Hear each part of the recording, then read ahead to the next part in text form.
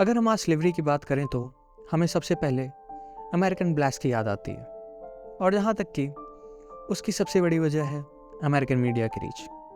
Plus whites और blacks के बीच जो कॉन्स्टिट्यूशनल लेवल पर भेदभाव था उसको ख़त्म हुए अभी 60 साल भी नहीं हुआ है। यूरोपियंस ने अफ्रीकन्स के ट्रेड की शुरुआत 15वीं सदी में की और उसका अंत 19वीं सदी में हुआ।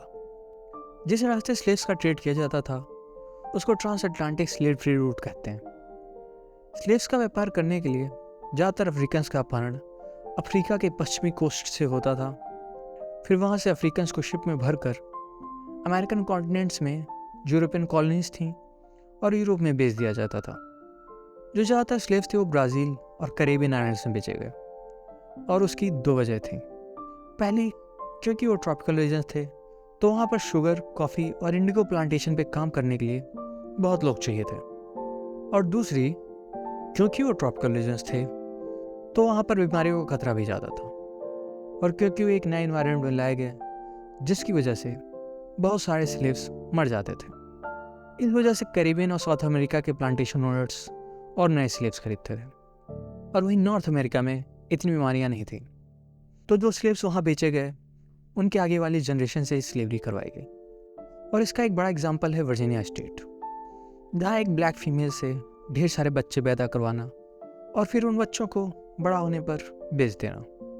और वो माँ कैसे बनती थी आप खुद सोच सकते हैं। और ये कोई छोटा बिजनेस नहीं था। एक समय पर स्लेव एक्सपोर्ट से वर्जीनिया स्टेट सबसे ज़्यादा पैसे कमाता था।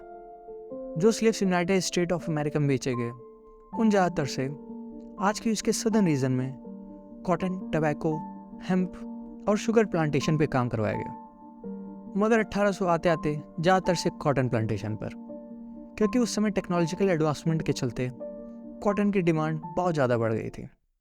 जब भी हम यूरोपियंस द्वारा अफ्रीकन्स की स्लेवरी की बात सुनते हैं तो हमारे दिमाग में आता है कि यूरोपियंस अफ्रीका में जाके लोगों का अपहरण करते थे। मगर ये पूरी तरीके से सच नहीं है। अफ्रीका में कई ट्राइब्स थीं और उनके राजा आसपास के इलाकों से अफ्रीकन्स को किडनैप करते और फिर उन्हें यूरोपियंस को बेच देते थे। इस तरह से कई राजाओं ने काफ़ी पैसे कमाए, और इसका काफ़ी बड़ा एग्जाम्पल है किंगडम ऑफ कॉन्गो, जो कि अफ्रीका में आज के कॉन्गो नदी के पास बसा एक राज्य था, जिन्होंने पोर्चुगीज के साथ स्लेव्स का ट्रेड किया और बहुत पैसे कमाए। ये बात तो है transatlantic slave trade route की, जो यूरोपियंस क्या करते थे। मगर एक और स्लेव ट्रेड रूट था, और ये transatlantic slave trade route से कहीं बड़ा था। इस स्लेव ट्रेड को लोग कई नामों से जानते हैं: Arab slave trade, trans Saharan slave trade, eastern slave trade, या कुछ लोग Indian ocean slave trade route भी कहते हैं। और ये transatlantic slave trade route से कहीं बड़ा और उससे कहीं लंबा चला। जहाँ transatlantic slave trade route 15वीं सदी से 19वीं सदी तक चला, तो वहीं दूसरी तरफ अरब स्लेव ट्रेड की शुरुआत 7वीं सदी में शुरू हुई, जब इस्लाम का फैलाव शुरू हुआ। और अंत उसके बारे में आगे बात करते हैं। मगर आगे पढ़ने से पहले यहाँ पर एक बात दिमाग में रखने वाली ये है कि अफ्रीकन्स को स्लेव बनाने से पहले भी यूरोप में स्लेवरी थी, मगर वो किसी के रंग पे नहीं डिपेंडेंट थी। ऐसे ही इस्लाम के आने से पहले भी अरब वर्ल्ड में स्लेवरी थी, मगर बस बात इतनी सी हो गई कि इन लोगों ने इस धंधे को इंटरकॉन्टिनेंटल बना दिया। अरब स्लेव ट्रेड की शुरुआत 7वीं सदी की शुरुआत में हुई, जब इस्लामिक इन्वेडर्स अरब से अफ्रीका की ओर बढ़े और उन्हें अफ्रीका में कोई ज़्यादा रेजिस्टेंस नहीं मिली, तो वो वहाँ से अफ्रीकन्स को पकड़ते और फिर स्लेव्स पैदल सहारा डेजर्ट पार करते थे, जिसकी वजह से बहुत सारे रेगिस्तान पार करने से पहले ही मर जाते थे। बाद में स्लेव्स के जरिए स्लेव ट्रेड शुरू हो गया। इस स्लेव ट्रेड रूट में अफ्रीकन्स को पूर्वी तटों से उठाया जाता और फिर आज के यमन के रास्ते बाकी जगहों पर बेच दिया जाता था। अरब स्लेव ट्रेड रूट अफ्रीका से यूरोप के बॉर्डर तक फैला था। यह ट्रेड रूट इतना बड़ा तब हुआ जब इस्लाम पूरे मिडिल ईस्ट, आज के भारत और यूरोप तक पहुंच गया। जहां यूरोपियन स्लेव ट्रेड रंग की वजह से था, तो वहीं दूसरी तरफ अरब स्लेव ट्रेड रिलीजन पे बेस्ड। अगर आप मुसलमान नहीं हैं तो आप स्लेव बनाए जा सकते हैं। ये सेंटेंस पूरी तरीके से सच नहीं है, क्योंकि हमें कई ऐसे केसेस मिलते हैं जहां जो ब्लैक्स अफ्रीकन्स थे उन्हें इस्लाम में कन्वर्ट होने के बाद भी स्लेव बनाया गया। और उसकी भी वजह थी क्योंकि जो अफ्रीकन ब्लैक्स थे उनको सबसे नीचे माना जाता था, और जो वाइट स्लेव्स थे उनसे बेटर। और हाँ, वाइट्स भी स्लेव्स थे। और अगर आप सोच रहे हैं कि भारत से जो स्लेव्स गए उनका क्या, तो वो वाइट से नीचे और ब्लैक से ऊपर थे। अरब स्लेव ट्रेड रूट में लोगों को अफ्रीका, भारत और जगहों से पकड़ा जाता और ऑटोमन एम्पायर की कैपिटल तक में भेजा जाता। ऑटोमन एम्पायर आज का तुर्की और मक्का, जहाँ मुस्लिम हज के लिए जाया करते थे, वो एक बहुत बड़ा स्लेव मार्केट बन गया, जहाँ transatlantic slave trade route में ज़्यादातर लोगों को प्लांटेशन पे काम करने के लिए स्लेव बनाया गया, जहाँ पर 2 मेल्स पर 1 फीमेल थी। मगर वहीं दूसरी तरफ अरब स्लेव ट्रेड में 1 मेल पर 2 फीमेल, और वजह आप खुद सोच लीजिए। और बहुत सारे मेल स्लेव्स को कास्ट्रेट कर दिया जाता है। इसलिए इतने अफ्रीकन स्लेव्स आने के बाद भी इन रीजन्स में आपको ज़्यादा अफ्रीकन की पॉपुलेशन नहीं मिलेगी। 7वीं सदी में अफ्रीका में मुस्लिम इन्वेजन के बाद 8वीं सदी में पहली बार भारत पर मोहम्मद बिन कासिम ने 712 एडी में सिंध को इन्वेट किया, जो कि आज के पाकिस्तान में है, और यहाँ भी कन्वर्जन और स्लेवरी शुरू हो गई। Okay, pause.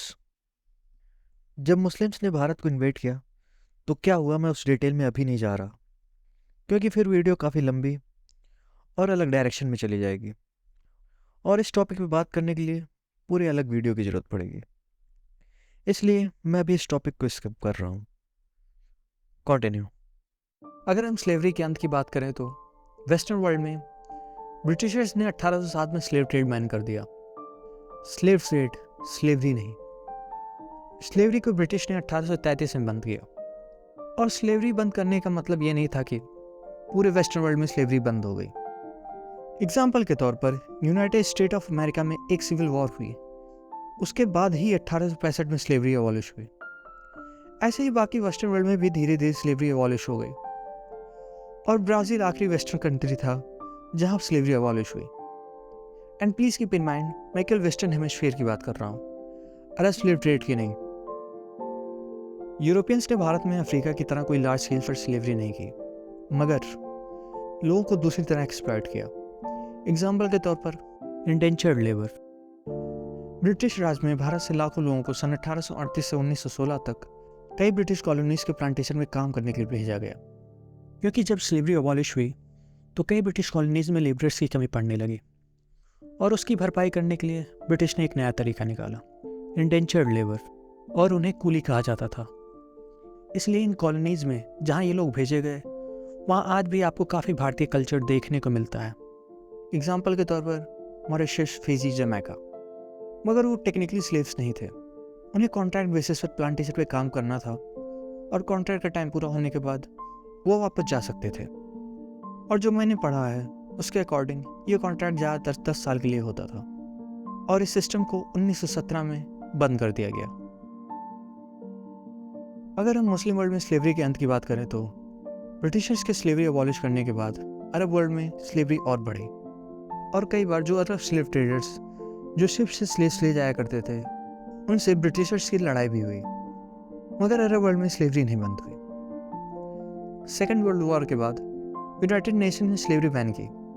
तब भी सऊदी अरेबिया में 1962 में इंटरनेशनल प्रेशर के चलते स्लेवरी अबॉलिश हुई, और 1981 में इस्लामिक रिपब्लिक ऑफ मॉरिटेनिया आखिरी देश था जिसने स्लेवरी अबॉलिश हुई। अगर हम इस सदी में स्लेवरी की बात करें तो मेरे दिमाग में सबसे हाईलाइटेड न्यूज़ है जब इस्लामिक स्टेट ने 2014 में नॉर्दर्न इराक पर हमला किया और हज़ारों शिया आदमियों को मार डाला और यजीदी लड़कियों को स्लेव बना लिया। ऐसे ही अफ्रीका से आपको कई बोको हराम की न्यूज़ मिल जाएगी जहाँ वो लड़कियों को किडनैप करते और स्लेव बना लेते हैं। पहले जब मैं ये न्यूज़ पढ़ता था तो मेरी अंडरस्टैंडिंग ये थी कि ये टेररिस्ट हैं और इनसे क्या उम्मीद की जा सकती है। मगर मैं जब इन टॉपिक्स को और थॉरली पढ़ने लगा तो मुझे एक पैटर्न दिखने लगा। एग्जाम्पल के तौर पर जो माइग्रेंट वर्कर्स गल्फ कंट्री में जाते हैं, उनका पासपोर्ट ले लेना, वेजेस ना देना, और जो रेशियल और रिलीजियस डिस्क्रिमिनेशन होता है वो अलग। बट इन कंपैरिजन ये माइनर प्रॉब्लम्स हैं जो females Indian subcontinents, south east Asia या फिर अफ्रीका से जाते हैं। आपको बहुत सारे ऐसे केसेस मिल जाएंगे जहाँ मेड्स का पासपोर्ट छीन के उनसे फ्री में काम करवाना, या एक्सट्रीम केसेस में सेक्स ट्रैफिकिंग। और कुछ साल पहले इंडिया में ही एक हाई प्रोफाइल केस हुआ था जहाँ एक सऊदी डिप्लोमेट ने 2 नेपाली लड़कियों को घर पर किडनैप कर रखा, और जो उसने अपने कुछ साथियों के साथ मिलकर किया वो आप वीडियो कुछ सेकंड पॉज करके पढ़ सकते हैं। और आपको ये समझना होगा कि ये कोई कुछ एफ्लुएंट लोग नहीं हैं जो ये सब कर रहे हैं। इन सारी कंट्रियों में आपको कई ऐसे ऐप मिल जाएंगे जहां आम लोग अपने मेट्स को खरीदते बेचते हैं। यही इन रीजन से एक सोसाइटल इशू है। और यहाँ पर कई लोग कुछ नाम लेकर ये बोलेंगे कि यहाँ पर ये होता है या वहाँ पर वो होता है। और हाँ, होता है। जैसे यूरोप में, जो अपने आप को सबसे पास मानता है, वहाँ भी लाखों लड़कियाँ एक्सप्लॉइट होती हैं, जो कि ज़्यादातर फॉर्मर सोवियत कंट्रीज से होती हैं, मगर वहाँ सोसाइटी इसको गलत मानती है। ऐसे इंडिया में भी आपको कई ऐसे केसेस सुनने को मिलते हैं जहाँ लेबरर्स को एक्सप्लॉइट किया गया, मगर जब ऐसी बातें सुनने को आती हैं तो सोसाइटी भी उसके अगेंस्ट होती है। बट यहाँ एक डिफरेंस गर्ल्स से ये है कि जो यहाँ हैं वो कोई तेल के कुएं पर नहीं बैठे हैं, ना ही वो दुनिया के सबसे अमीर देश में रहते हैं। उन्होंने कोई चमचमाते स्टेडियम नहीं बनवाए और फिर सैलरी भी नहीं दी। मैंने इस वीडियो में स्लेवरी पर कोई बहुत ज़्यादा इंडेप्थ बात नहीं की है, ये बस स्लेवरी पर एक ओवरव्यू था। और जहाँ तक कि इस वीडियो के हर कुछ सेंटेंस को उठाकर उस पर एक अलग वीडियो बनाई जा सकती है। सो मैं इनकरेज करूँगा कि अगर किसी को किसी टॉपिक में इंटरेस्ट आया हो तो उसको सर्च कीजिए और पढ़ने की कोशिश कीजिए। धन्यवाद।